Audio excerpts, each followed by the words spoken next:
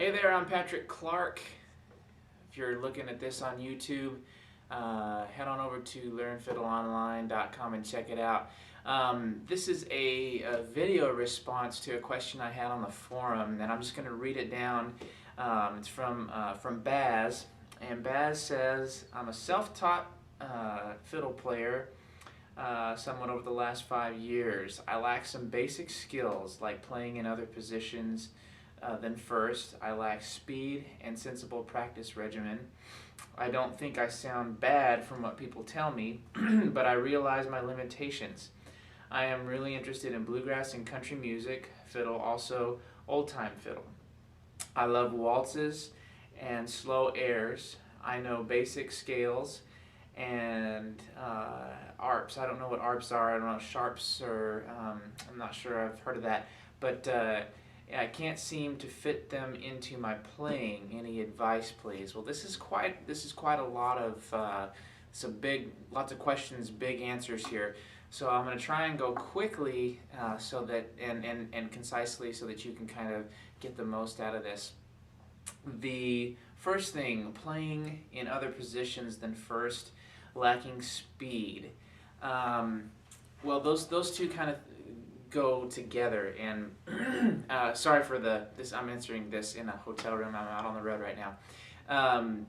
You need to make sure that your setup is really good, and if you don't have a copy of my book, Fiddle for Every Level, go to learnfiddleonline.com and click on Fiddle for Every Level and get yourself a copy. There's some really great pictures that show you how to set yourself up standing and sitting. I'm sitting right now, but the big thing that you need to make sure of is that your instrument is set up under your chin. Now this is a little high for me today.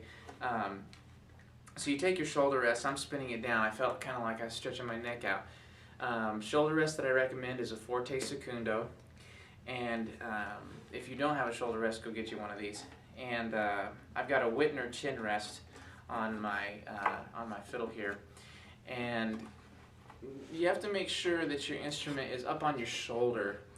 A lot of fiddle players that aren't classically trained, and even some that are, like to play down here. They like to do this, and the problem with this is unless you've got a really good grip on your instrument, you're going to have to hold your instrument by squeezing here. And that's going to be really hard on your muscles, and you're going to have a hard time being fast because your muscles are in tension trying to hang onto the neck of the fiddle.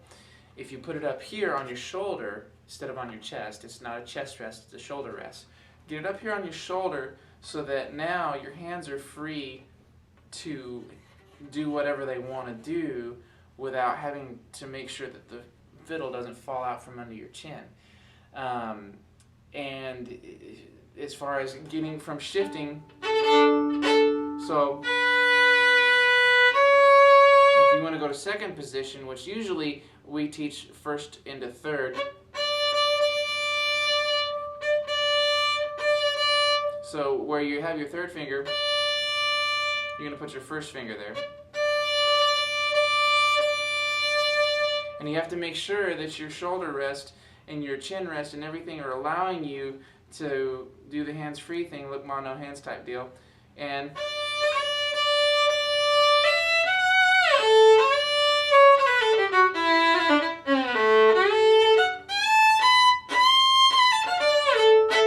that kind of thing. Now I'm just dinking around. I don't even know if I'm in tune. I just grabbed the fiddle and to do this response real quick. So first step is to make sure that your violin is on your shoulder and you don't have to hang on to it. The next part is making sure that your elbow positions are right. Here's a G string position, here's an E string position. You see the difference?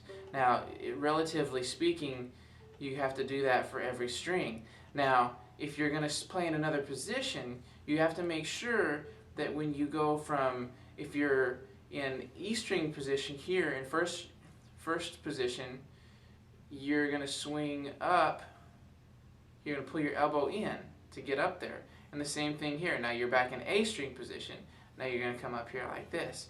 So you actually go almost into a D string position when you're in third position on the A string. You see this?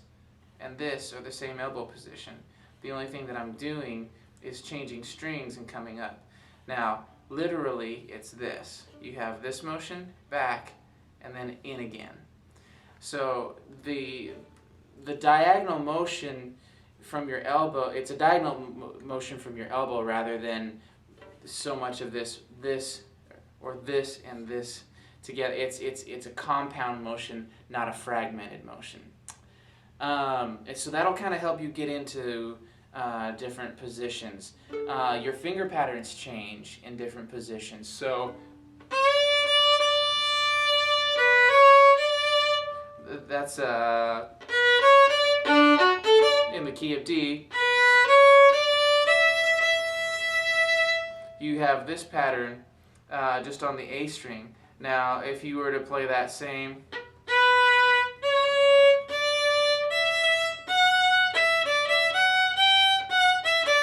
you have to stretch your fourth finger for that to get that, and then you touch in the key of D. You have G natural. You have your fourth finger and your third finger touching. So in the same key in a different position, your finger patterns change. So you have to really study the relationship between those two.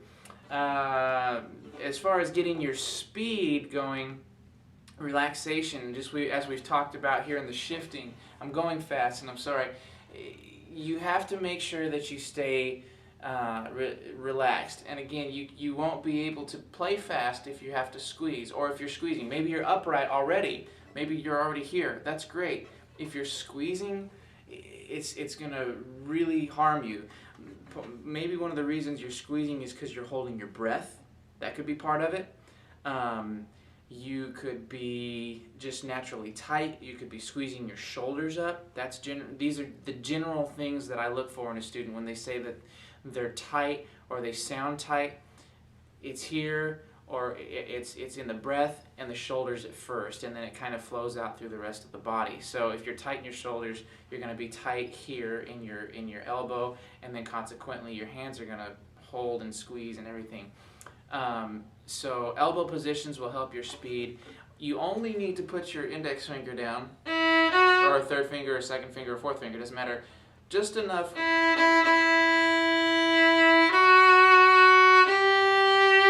to get a good sound and good tone out of the instrument. If you're squeezing too hard, you're probably going to squeeze too hard in both hands, and it gets really immature and really thin and kind of nasty sounding, and that's not what we want as players. So try practicing with just a really nice light touch, and let both hands get used to that feel. Let's see, practice regimen. That's a whole nother. I mean, I can go on and on and on about this stuff, but practice regimen. Start with a warm up. You can start with just open strings. Get used to what the instrument's going to do. Your instrument's going to play different every single day, unless you live in the perfect climate where nothing changes, which that doesn't exist. So depending on how humid a room is, or depending on how hot it is or cold it is, these are all variables that are going to affect the way your instrument responds. And you have to get used to that before you just start going in and blazing a trail. And your muscles have to get used to it. You're not going to run a 100-meter dash without having warmed up and done some jumping jacks and stretched out. It's the same thing with fiddle. You don't want to go in, full speed ahead. You're going to play too tight because you're not going to be used to what what the instrument's doing. So you can try at first just doing open strings and breathing as you bow, and set a metronome, 60 beats a minute or 50 beats a minute, however slow you want to go. It's all about bow control. And 1, 2, 3, 4. Sorry.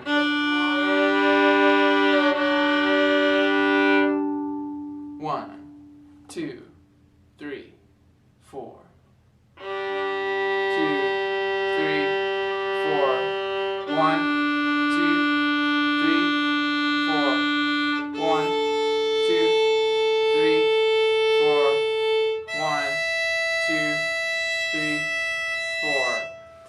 I'm trying to do there is I'm trying to keep my speed consistent. Now I went string to string. You can stay on one string and just get used to what one string is doing, and then go to the next one. Go to the next one. Make sure you're breathing. Make sure you know what the instrument's doing on open strings. And then as you add fingers, be careful when you add a finger or you change fingers or you change bows that you're not squeezing. There's no muscles that are going in anticipation. You just change bows. You just set your finger down. And it's that kind of mentality, that kind of thinking that's going to make things a little bit better for you. On to the next section. Practice regimen. So you have your warm-up. You can do scales, open strings, go slow, and practice slow. Slow practice is the best practice you can do. I've been guilty, even as a professional, of trying to get somewhere too fast in the music, and I end up teaching myself some bad muscle memory, and I waste a lot of my own time. So, practice with a metronome, and only do certain sections. You don't need to do very much. You might only do, like if you're going to do Whiskey Before Breakfast.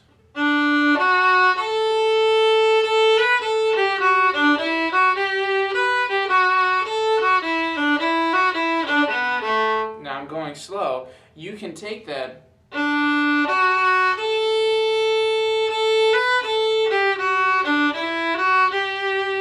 there was a couple things bowing wise that I really wasn't too pleased with. So I'm going to go.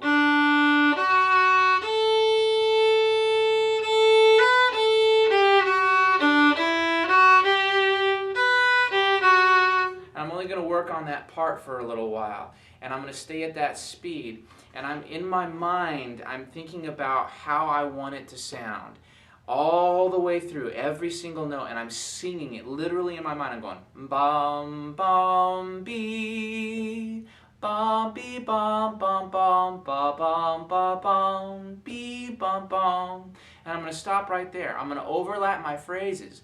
So if I stop right there at that F sharp, I'm not going to start necessarily on that note. I'm going to start a few notes before it, which is, and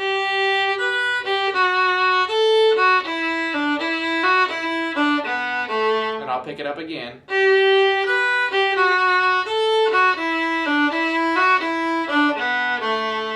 And I'm going to get that feeling really, really good. I'm going to think about where it's comfortable in the bow. Make sure your bow is straight. Make sure you're not pressing too hard. If you've been like this, chances are you're going to want to use your index finger and your elbow, and you get these up and squeeze and push. And it's all about gravity. Gravity's your friend here on the fiddle. Overlap your practice, or overlap the sections that you're working on, and be careful of going too quick. Once you have a few sections overlapped, put them together, and then kind of increase your speed a little bit. Then take the next sections, 2 or 3 sections, put those together and increase your speed up to where the first few sections that you put together are, and then put those always trying to put the bigger picture together from the little puzzle pieces, and that's a great way to think about it.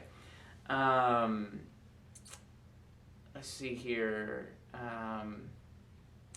Level waltzes. Can't seem to fit basic scales into your playing. That's a tough one. I'd have to hear you play on that one. So I'm going to go ahead and finish up with what I have there for you. If you have more questions, please feel free to ask. Those of you who want to join in on the conversation, head on over to learnfiddleonline.com and sign up to be a free member, the meet and greet member, and you can meet and greet and all of the other members, talk about fiddling, and maybe you have some advice for Baz or some questions for me, and I hope to see you on there. Thanks for watching.